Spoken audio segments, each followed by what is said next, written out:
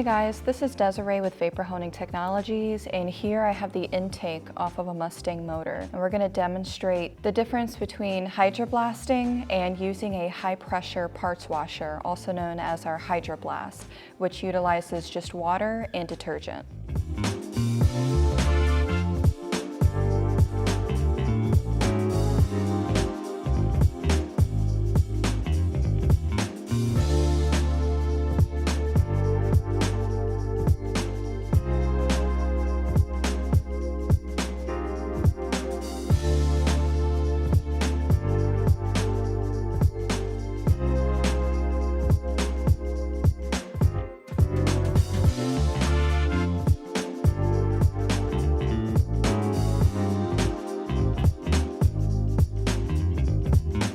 Alright guys, so I just finished blasting this part with dry soda, and then this part I blasted with a HB1000 hydroblast unit. Dry soda definitely did a better job knocking off these contaminants, whereas the hydroblast is better for getting off the substrate that's on the surface. It's not going to finish your part, but it's going to get a really good pre-process cleaning. For more information, feel free to visit our website or give our office a call at 828-202-5563.